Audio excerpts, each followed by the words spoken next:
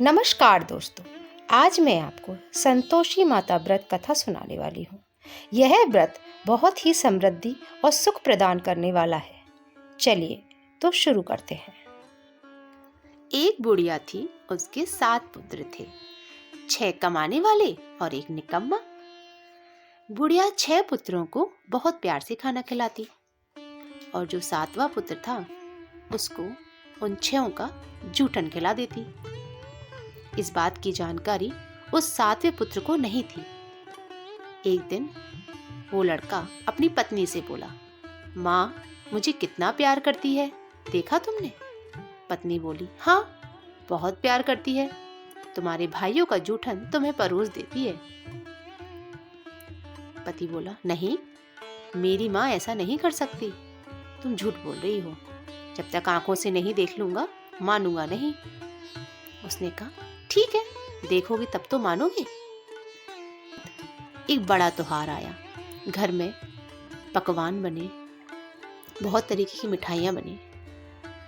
भोला ये जानने के लिए कि मेरी माँ मुझे कैसा खाना देती है, रसोई में ही पतला सा चादर ओढ़ के लेट गया, जिससे उसको सब कुछ दिखाई दे।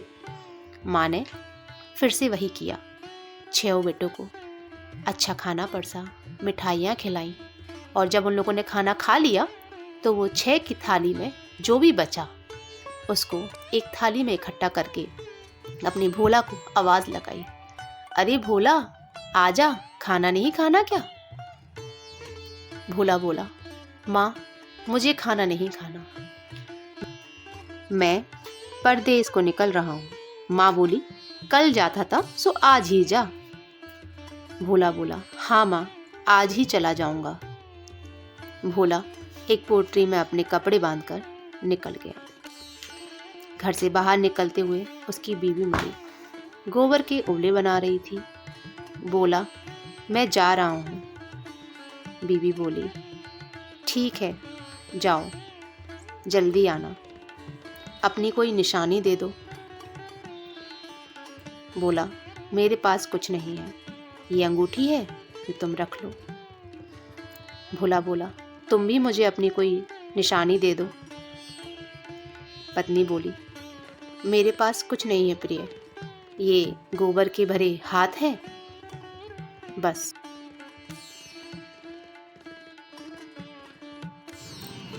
यह कहकर पत्नी ने उसकी पीठ पर गोबर के हाथ की थाप मार दी। वह चल दिया। चलते चलते दूर देश में पहुंचा। वहां एक साहूकार की दुकान थी, जहां जाकर बोला, सेठ जी मुझे नौकरी पर रख लो। साहूकार को नौकर की सख्त जरूरत थी। साहूकार ने कहा, काम देखकर तनख्वाह मिलेगी। उसने कहा, सेठ जी ऐसा आप ठीक समझे। उसे साहूकार के यहाँ नौकरी मिल गई। वह वहाँ दिन रात काम करने लगा। कुछ दिन में दुकान का लेन देन, हिसाब किताब, ग्राहकों का माल बेचना, सारा काम करने लगा। साहूकार के 7-8 नौकर थे, वे सब चक्कर खाने लगे, लेकिन उसने अपनी लगन, परिश्रम और ईमानदारी से सभी को पीछे छोड़ दिया। उसे अपने किए का फल मिला। सेठ ने भी उसका काम देखा और 3 महीने में ही मुनाफे में साझेदारी बना लिया। परिश्रम करते करते 12 वर्ष में ही वह नगर का नामी सेठ बन गया और सेठ अपना सारा कारोबार छोड़कर बाहर चला गया। इधर उसकी पत्नी पर क्या बीती सो सुने। सास ससुर उसे दुख देने लगे, गृहस्थी का काम करवाकर उसे लकड़ी लेने जंगल भेजते। इस बीच घर की रोटियों के आटे से जो भूसी निकलती उसकी रोटी बनाकर रख दी जाती और फूटे नारियल की नरेली में पानी दिया जाता। इस तरह दिन बीतते गए। एक दिन वह जंगल में लकड़ी लेने जा रही थी, तब उसे रास्ते में बहुत सी स्त्रियां संतोषी माता का व्रत करती हुई दिखाई दी। वह वहां खड़ी होकर पूछने लगी, बहनों तुम किस देवता का व्रत करती हो और इनके करने से क्या फल होता है? इस व्रत के करने की विधि क्या है? यदि तुम अपने इस व्रत का विधान मुझे समझाकर कहोगी तो मैं तुम्हारा बड़ा एहसान मानूंगी। उसमें से एक स्त्री बोली, सुनो, यह संतोषी माता का व्रत है। इसके करने से निर्धनता, दरिद्रता का नाश होता है, लक्ष्मी आती है, मन की चिंताएं दूर होती हैं, मन को प्रसन्नता और शांति मिलती है, निपुति को पुत्र मिलता है, प्रीतम बाहर गया हो तो वह शीघ्र लौट आता है, कुंवारी कन्या को मनपसंद वर मिलता है, चलता मुकदमा खत्म हो जाता है, कलह कलेश की निवृत्ति हो, मुख शांति होती है, घर में धन जमा हो, धन जायदाद का लाभ होता है, तथा और भी मन में जो कुछ कामना हो सब संतोषी माता की कृपा से पूरी हो जाती है, इसमें संदेह नहीं। वह पूछने लगी, यह व्रत कैसे किया जाता है, यह भी बताओ, बड़ी कृपा होगी। वह स्त्री कहने लगी, बिना परेशानी, श्रद्धा और प्रेम से जितना भी बन सके प्रसाद लेना, 5.25 पैसे से 5.25 आने तक, इससे भी ज़्यादा शक्ति और भक्ति के अनुसार गुड़ और चना ले। हर शुक्रवार को निराहार रहकर कथा कहना, सुनना, इसके ओम बीज कभी टूटे नहीं, लगातार नियम का पालन करना। सुनने वाला कोई ना मिले तो घी का दीपक जलाकर उसके आगे जल के पात्र को रखकर कथा कहना, परंतु नियम न टूटे। जब तक कार्य सिद्ध न हो नियम पालन करना और कार्य सिद्ध हो जाने पर व्रत का उद्यापन करना। 3 माह में माता पूरा फल प्रदान करती है। यदि किसी के ग्रह खोटे हैं तो भी माता 1 वर्ष में अवश्य अनुकूल करती है। कार्य सिद्ध होने पर ही उद्यापन करना चाहिए, बीच में नहीं। उद्यापन 2.5 सेर आटे का खाजा तथा इसी अनुसार खीर तथा चने का सार बनाना, 8 बच्चों को भोजन कराना, जहाँ तक मिले देवर जेठ भाई बंधु कुटुंब के लड़के लेना, ना मिले तो रिश्तेदार और पड़ोसियों के लड़के बुलाना, उन्हें भोजन करा यथाशक्ति दक्षिणा दे। माता का नियम पूरा करना, ध्यान रखना उस दिन घर में कोई खटाई ना खाए। यह सुन वह वहाँ से चल दी। रास्ता में लकड़ी के बोझ को बेच दिया और पैसों से गुड़ चना माता के व्रत के लिए तैयारी कर ली। रास्ते में संतोषी माता के मंदिर में जा माता के चरणों में लौटने लगी, विनती करने लगी, माँ मैं दीन हूँ, निपट हूँ, मूर्ख हूँ, व्रत के नियम कुछ नहीं जानती, मैं बहुत दुखी हूँ माँ। हे माता मेरा दुख दूर कर, मैं तेरी शरण में हूँ। माता को दया आई। एक शुक्रवार बीता कि दूसरे शुक्रवार को ही उसके पति का पत्र आया और तीसरे शुक्रवार को उसका भेजा हुआ पैसा पहुंचा। यह देख जिठानी का मुंह सिकोड़ने लगी। इतने दिनों बाद इतना पैसा आया, इसमें क्या बड़ाई है। लड़के ताने देने लगे, काकी के पास अब तो पत्र आने लगे, रुपया आने लगा, अब तो काकी की खातिर बढ़ेगी, अब तो काकी बुलाने से भी नहीं बोलेगी। बेचारी सरलता से बोली, भैया पत्र आए, रुपया आए तो हम सबके लिए अच्छा है। ऐसा कहकर आंखों में आंसू भरकर संतोषी माता के मंदिर में जा मातेश्वरी चरणों में गिरकर रोने लगी। माँ मैंने तुमसे पैसा मांगा, मुझे पैसे से क्या काम, मुझे तो अपने सुहाग से काम है, मैं तो अपने स्वामी के दर्शन और सेवा मांगती हूँ। तब माता ने प्रसन्न होकर, जा बेटी तेरा स्वामी जल्दी ही आएगा। यह सुन खुशी से बावली हो वह घर जाकर काम करने लगी। संतोषी माँ विचार करने लगी, इस भोली पुत्री से मैंने ये कह तो दिया कि तेरा पति शीघ्र आएगा, पर आएगा कहाँ से। वह तो इसे स्वप्न में भी याद नहीं करता, उसे इसकी याद दिलाने तो मुझे खुद ही जाना पड़ेगा। संतोषी माता ने बुढ़िया के बेटों को स्वप्न में समझाया, पुत्र तेरी घरवाली कष्ट उठा रही है। वह बोला, हाँ माता यह तो मुझे मालूम है, परंतु क्या करूं, वहाँ कैसे जाऊं, परदेश की बात है, लेन देन का सारा हिसाब किताब है, कोई जाने का रास्ता नहीं, आप ही कोई राह दिखाएं। माँ ने कहा, सवेरे नहा धोकर संतोषी माँ का नाम ले, घी का दीपक जला, दंडवत कर और दुकान पर जाकर बैठना। देखते देखते तेरा लेन देन चुक जाएगा, जमा माल बिक जाएगा, सांझ होते होते धन का ढेर लग जाएगा। वह अगले दिन सुबह जल्दी उठा। उसके अपने मित्र बंधुओं परिचित से स्वप्न में माता द्वारा कही गई इस बात की सुनाई। वे सब उसकी बात सुनकर खिल्ली उड़ाने लगे। वे कहने लगे, कहीं कभी सपने की बात भी सच्ची होती है। एक बूढ़ा व्यक्ति बहुत समझदार था। वह बोला, देखो भाई, मेरी बात मानो। इस तरह सांच झूठ कहने के बदले देवता ने जैसा कहा वैसा ही करना। तेरा क्या जाता है। बूढ़े की बात मानकर नहा धोकर उसने संतोषी माता को प्रणाम किया। फिर घी का दीपक जलाकर दुकान पर बैठ जाता है। शाम तक धन का ढेर लग गया। वह हैरान हुआ, मन में संतोषी माता का नाम ले प्रसन्न हो घर के जाने के रास्ते गहना कपड़ा सामान खरीदने लगा। सब काम से निपट अपने घर को रवाना हुआ। उधर उसकी पत्नी जंगल में लकड़ी लेने गई।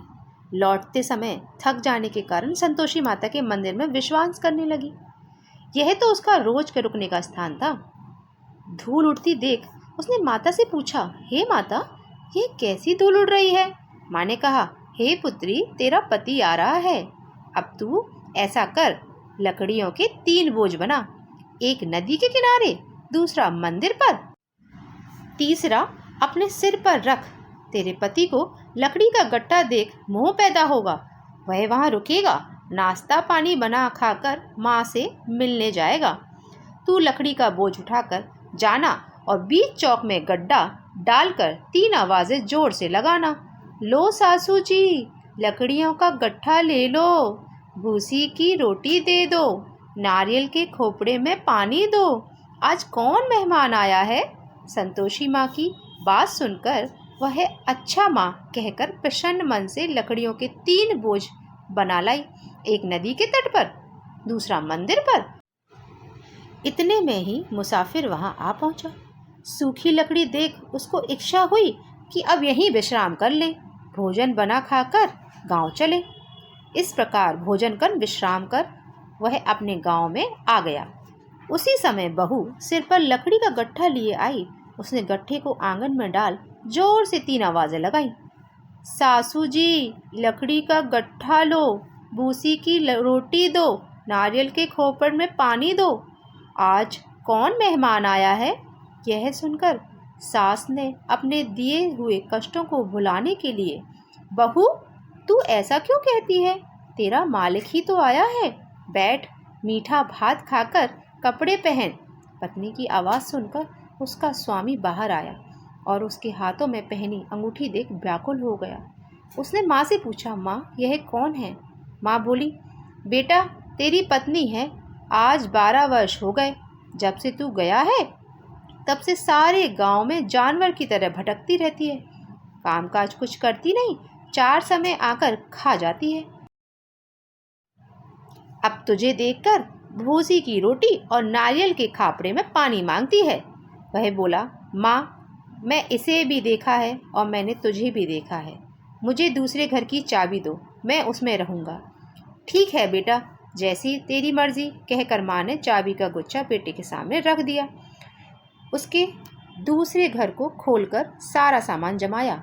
एक दिन में ही वहाँ राजा के महल जैसा ठाट बाट बन गया। अगला शुक्रवार उसने पति से सुख भोगने लगी, मुझे संतोषी माता का व्रत उद्यापन करना है। पति बोला, बहुत अच्छा, खुशी से कर लो।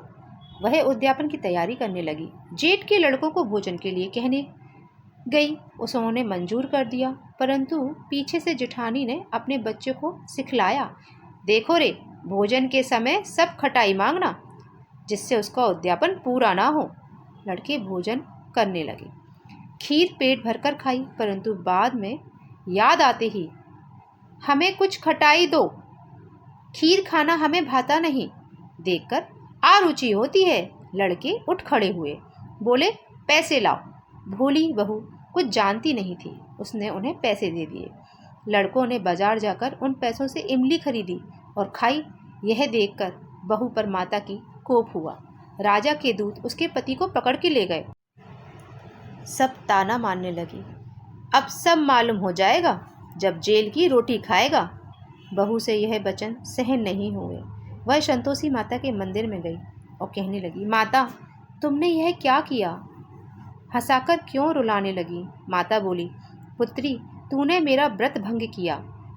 इतनी जल्दी सब बातें भूल जाती है? वह बोली, माता, भूली तो कुछ भी नहीं, न कुछ अपराध किया। मुझे तो लड़कों ने भूल में डाल दिया। मुझे क्षमा करो माँ। माँ बोली, ऐसी भूल भी कहीं होती है? वह बोली, अब कोई भूल नहीं होगी। अब बताओ मेरे पति कैसे आएंगे? माँ बोली, पुत्री, जा, तेरा पति तुझे रास्ते में ही मिलेगा।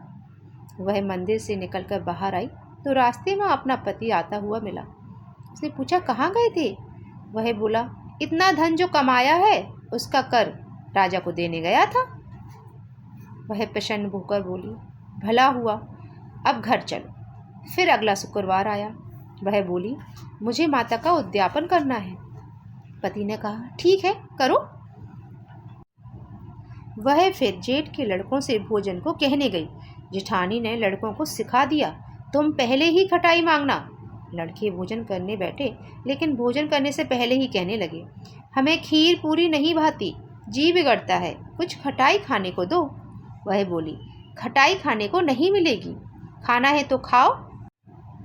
उनके उठकर चले जाने पर उसने ब्राह्मणों के लड़कों को बुलाकर भोजन कराया। दक्षिणा की जगह उन्हें एक एक फल दिया। इससे संतोषी माता प्रसन्न हुई। माता की कृपा से 9 माह बाद उसके चंद्रमा के समान पुत्र प्राप्त हुआ। पुत्र को लेकर वह प्रतिदिन संतोषी माता के मंदिर जाने लगी। माँ ने सोचा कि यह रोज आती है, आज क्यों ना मैं ही इसके घर चलूं, इसका आसरा देखूं तो सही। यह विचार कर माता ने भयानक रूप बनाया। गुड़ और चने से सना मुख, ऊपर से मूंड के समान होंठ, उस पर मक्खियां भिनभिना रही थी। दहलीज में पैर रखते ही उसकी सास चिल्लाई, देखो रे, कोई चुड़ैल डाकनी चली आ रही है, लड़कों इसे भगाओ, नहीं तो सबको खा जाएगी। बहू रोशनदार से देख रही थी। वह प्रसन्न हो उठी, आज मेरी माता मेरे घर आई है। यह कहकर दूध पीते बच्चे को गोद से उतारा। इस पर उसको सास क्रोधित भयंकर चिल्लाने लगी, अरे राम, इसे देखकर कैसी उतावली हुई जो बच्चे को पटक दिया। इतने में माँ के प्रताप से जहाँ देखो वहाँ लड़के ही लड़के नजर आने। वह बोली, माँ जी, मैं जिनका व्रत करती हूँ वह संतोषी माता हैं। इतना कह उनके झट से घर के सारे किवाड़ खोल दिए। सबने माता के चरण पकड़ लिए और विनती कहने लगी, हे माता, हम मूर्ख हैं, अज्ञानी हैं, तुम्हारे व्रत की विधि हम नहीं जानते। तुम्हारा व्रत भंग कर हमने बड़ा अपराध किया। हे माता, आप हमारे अपराधों को क्षमा करो। इस प्रकार बार बार कहने पर संतोषी माता प्रसन्न हुई। इसके बाद उसकी सास कहने लगी, हे संतोषी माता, आपने बहू को जैसा फल दिया वैसा सबको देना। जो यह कथा सुने या पढ़े उसका मनोरथ पूर्ण करना। जय संतोषी माँ।